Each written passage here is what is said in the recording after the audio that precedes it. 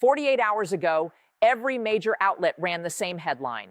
Putin is being pushed closer than ever to using nuclear weapons. And at the exact same moment, the man widely described as his longest-serving ally died with no cause of death given, no explanation, no statement beyond a single sentence of condolence from the Kremlin. If you read that combination as a doomsday signal, you are reading the wrong story. Here is what the Vong Quay Tintuk 24/7 is not telling you. The Reuters piece that every single one of these videos is pulling from the original source, published June 26, 2026, contains one sentence that almost no one quoted. One sentence that reverses the entire meaning of this story. And we are going to go through it word by word. Because the real question here is not whether Putin will press a button. The real question is who is actually doing the pushing, whether they have any real authority to push anything at all, and what the death of Sergei Ivanov actually signals about the internal architecture of power inside the Kremlin right now. Stay with me. By minute 14, I will show you why the event receiving the least coverage this week is the one that matters most. This is Strategic Lens. We do not compete with the news cycle. We arrive after the headlines with the map. Every week, we take the raw material coming out of intelligence reports, geopolitical briefings, and open source data, and we build something the 24/7 cycle cannot give you a framework for understanding why things are actually happening, not just that they happened. If you want to know what today's events mean for next month's decisions in energy markets, in defense postures, in diplomatic corridors, this is where you build that understanding. Subscribe, hit the bell, because the analysis you are about to hear is the context you need before everyone else catches up. To understand why this moment is being misread, you need three pieces of context, not background noise, structural facts that define the actual boundaries of what is and is not possible right now. The first is the architecture of Russian nuclear authority. Russia holds somewhere between 1,794 and 2,000 tactical nuclear warheads, what military analysts call non-strategic nuclear weapons. That figure comes from the Federation of American Scientists and the Defense Intelligence Agency, both publishing updated estimates in 2026. It is the largest tactical nuclear stockpile on Earth. That part of the story is accurate. But here is the part that almost never makes it into the coverage. The decision to authorize the use of any one of those weapons does not travel through nationalist bloggers. It does not travel through oligarchs with Telegram channels. According to analysis published by the Bulletin of the Atomic Scientists, only 3 individuals in Russia possess what is known as the Cheget, the nuclear briefcase that physically authorizes a launch sequence. Those 3 people are Vladimir Putin, Defense Minister Andrei Belousov, and Chief of the General Staff Valery Gerasimov. That is the entire chain. Everyone else, regardless of how loudly they are calling for escalation, is outside that chain entirely. The second piece of context is the doctrine itself. In November of 2024, Putin signed a revised nuclear doctrine formally titled The Fundamentals of State Policy of the Russian Federation in the Field of Nuclear Deterrence. The revision expanded the set of scenarios under which Russia could justify nuclear use, including in response to conventional attacks that threaten territorial integrity. Analysts at the European Leadership Network describe this as a lowering of the formal threshold. And New START, the bilateral treaty that allowed the United States and Russia to exchange verified data on strategic warhead numbers, expired in February of 2026 without a replacement framework. That means the transparency mechanisms that gave both sides a shared factual baseline for arms control negotiations no longer exist. We are operating in a less verifiable environment than at any point since the 1980s. That is the doctrinal landscape. It is more permissive on paper than it was 2 years ago.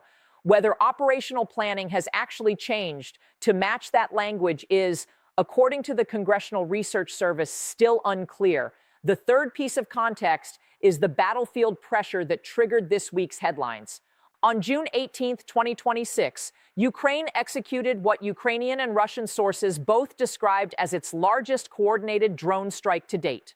The target was a Moscow oil refinery hit for the second time in a single week, forcing a complete operational shutdown.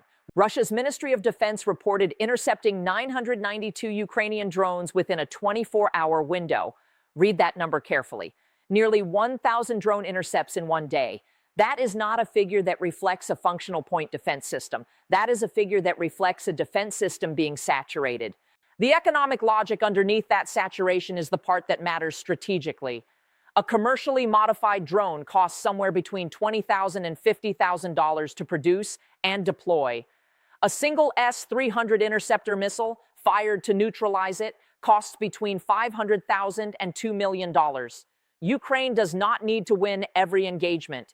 It needs to maintain that cost ratio long enough for it to matter at the procurement and logistics level inside the Russian defense industrial base. That is the baseline. A nuclear stockpile with a locked three-person authorization chain, a doctrine that is more permissive on paper but unverified in operational terms. And a battlefield where drone economics are quietly rewriting the sustainability calculus of the entire campaign. Now we get to the pivot. Here is the sentence that changes everything. Reuters published their analysis on June 26, 2026. It is the source article that every video, every tweet, every breaking news segment this week pulled from. And buried inside that piece, after all the quotes from nationalist voices calling for escalation, is this: for now, Putin appears confident in the current strategy.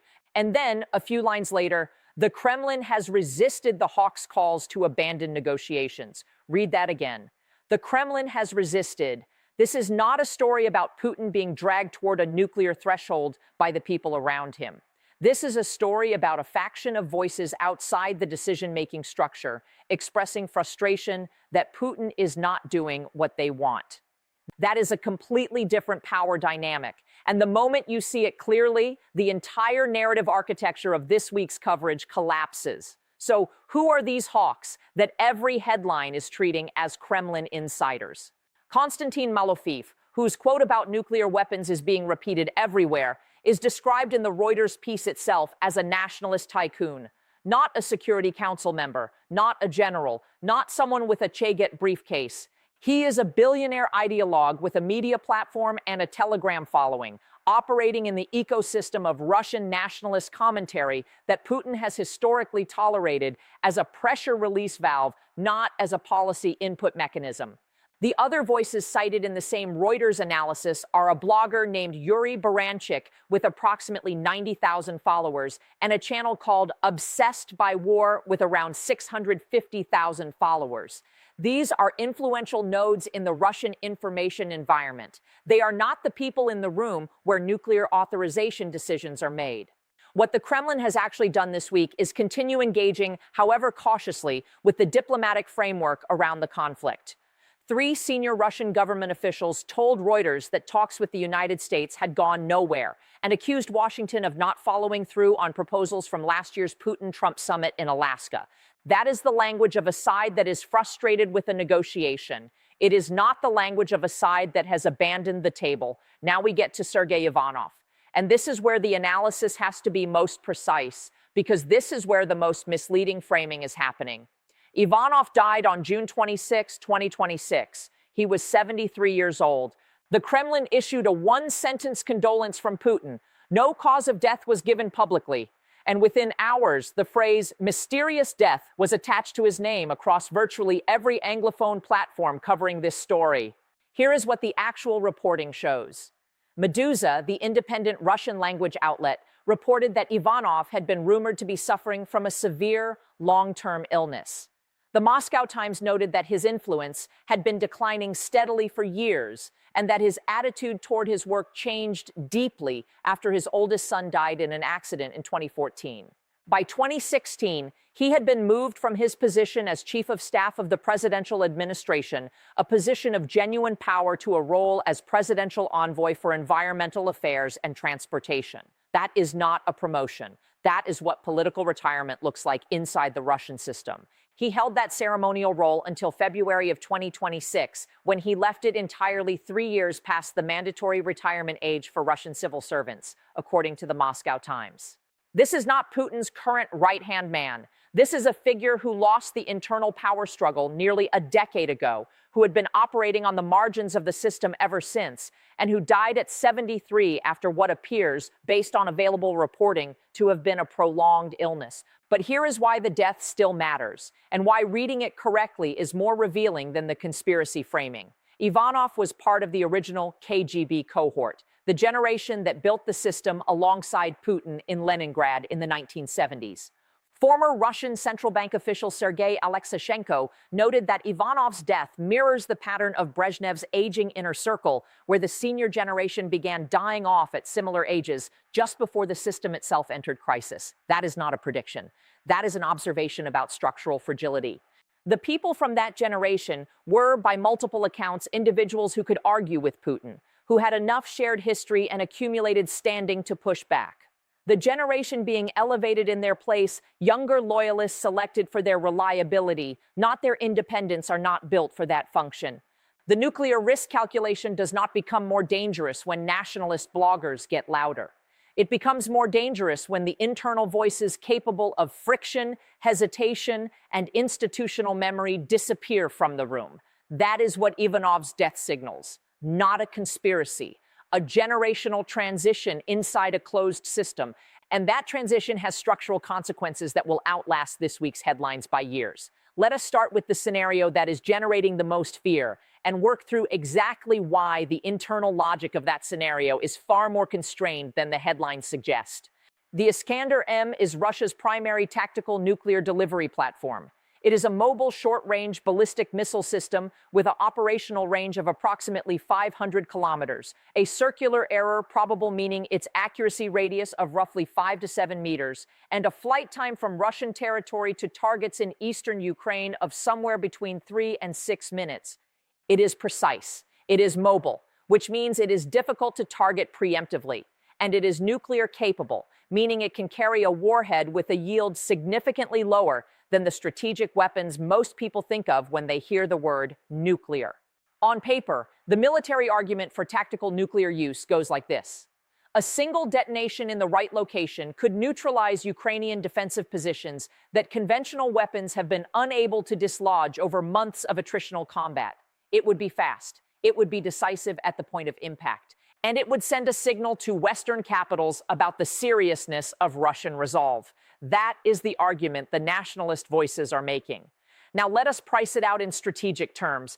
The Defense Intelligence Agency's 2025 assessment, cited in Congressional Research Service reporting from May 2026, concluded that Russia is very unlikely to use nuclear weapons in this conflict unless leadership judges it faces an existential threat to the regime. Not a difficult battlefield situation, not domestic political pressure, an existential threat to the regime itself. There is no publicly available evidence that we are anywhere near that threshold.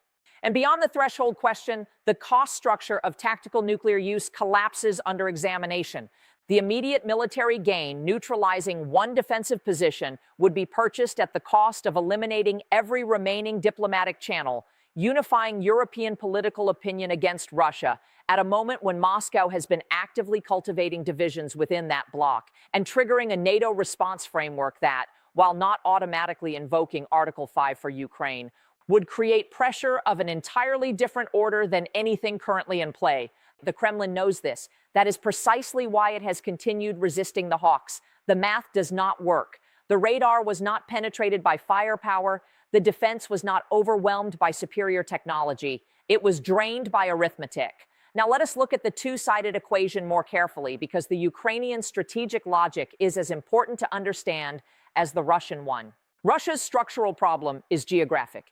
It holds the largest land territory of any country on Earth, and it is now required to defend critical infrastructure refineries, logistics hubs, command nodes, communications infrastructure across an enormous surface area against an opponent that has demonstrated the capability to reach Moscow, St. Petersburg, and Crimea with drone systems that cost a fraction of what it takes to intercept them.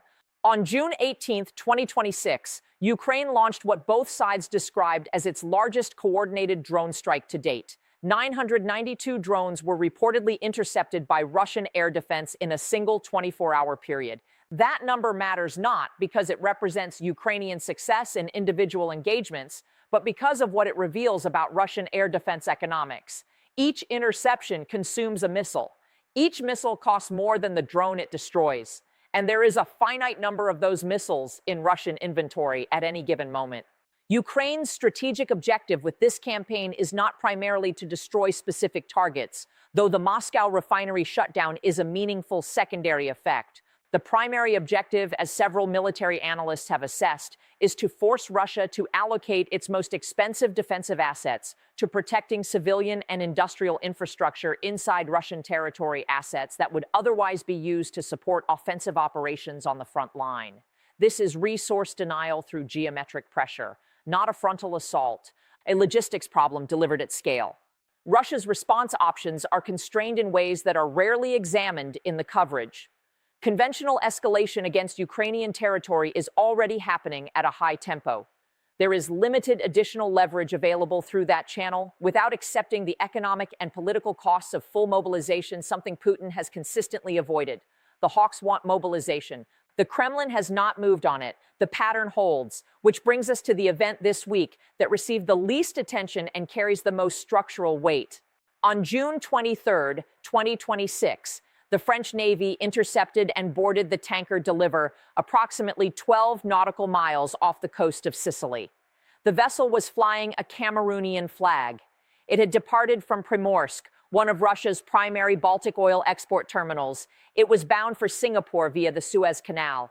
France's President Emmanuel Macron confirmed the operation 2 days later and described it as part of a coordinated European effort to prevent the Shadow Fleet from financing Russia's war effort. This was France's fifth such seizure since September of 2025.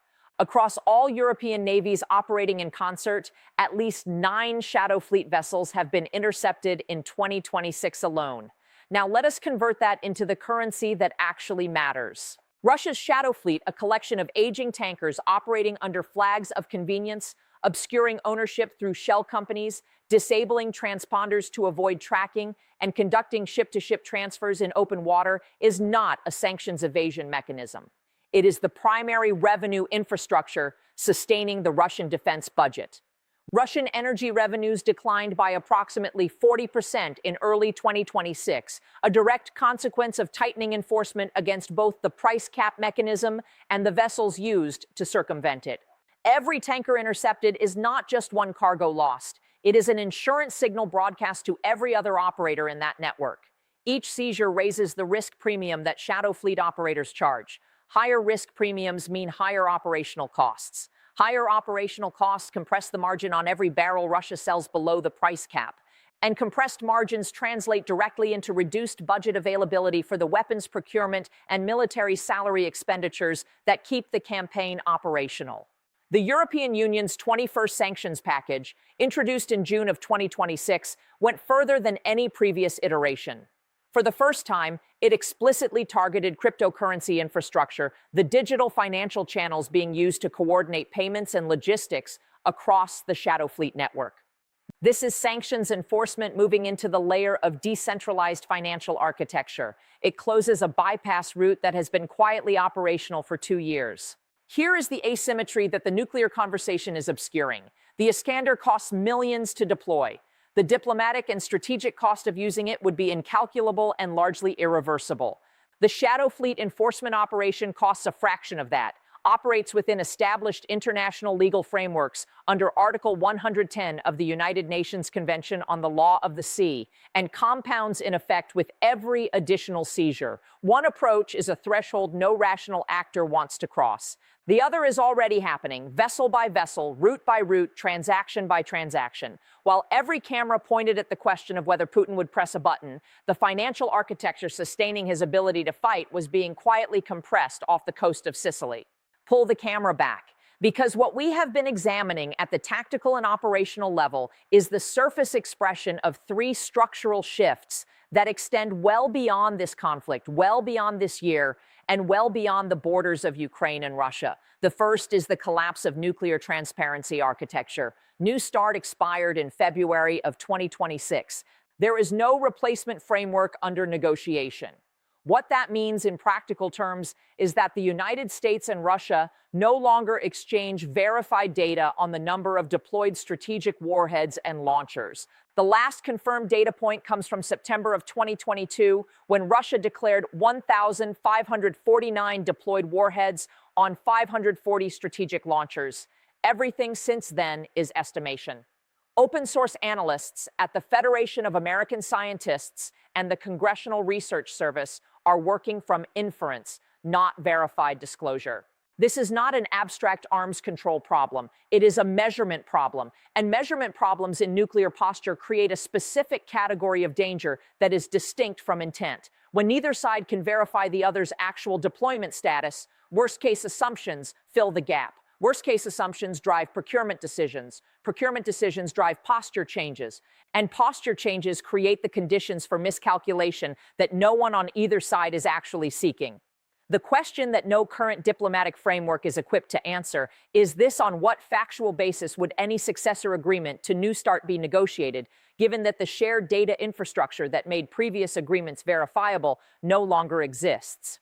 The second structural shift is the establishment of a new precedent in maritime enforcement. Russia has formally characterized the interception of the Deliver as what its embassy in France called an act of piracy and a violation of international law. France conducted the operation under Article 110 of the United Nations Convention on the Law of the Sea, which authorizes naval vessels to board ships displaying irregular flags or suspected of stateless operation. The legal argument is established, but the political argument is newer. What Europe is building, seizure by seizure, is a demonstrated willingness to use naval force as an instrument of sanctions enforcement on the open ocean. That practice, once established and repeated, becomes customary.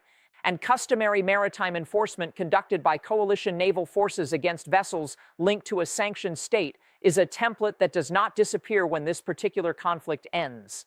Other states currently subject to sanctions regimes or anticipating future exposure to them are watching this develop in real time. The question of where the legal and political boundary sits between sanctions enforcement and maritime interference is one that international law has not yet fully resolved.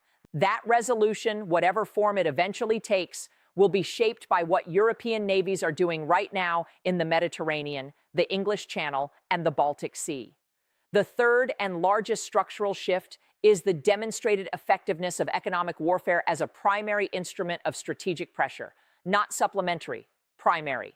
Russia entered this conflict with significant energy revenue, substantial foreign currency reserves, and a sanctions evasion infrastructure it had been quietly constructing for years. By the first half of 2026, energy revenues had declined approximately 40%. The Shadow Fleet network is under active interdiction across multiple maritime corridors simultaneously. The cryptocurrency channels used to coordinate payments within that network are now explicitly targeted by the European Union's 21st sanctions package. And the political will to sustain and expand this enforcement posture appears, for the moment, to be holding across European capitals that have historically disagreed on most other dimensions of Russia policy. The lesson being written in real time is that a sufficiently coordinated sanctions architecture, enforced with naval assets and updated to close digital financial bypass routes, can impose structural costs on a major military power that no conventional weapons exchange could replicate at equivalent cost to the enforcing coalition. That lesson will be studied by adversaries of Western alliance structures, by states building their own sanctions evasion infrastructure today against future contingencies, and by the institutions responsible for designing the next generation of economic coercion frameworks. The nuclear conversation consumed the oxygen this week. The maritime enforcement campaign and the financial architecture beneath it are quietly rewriting the rules of how great power competition is actually conducted in the 21st century. We started this week with a headline about nuclear pressure and a death that nobody could explain. We are ending somewhere very different. The pressure on Putin is real, but it is not coming from the people the coverage told you to watch. It is not coming from nationalist tycoons on Telegram or bloggers with 600,000 followers.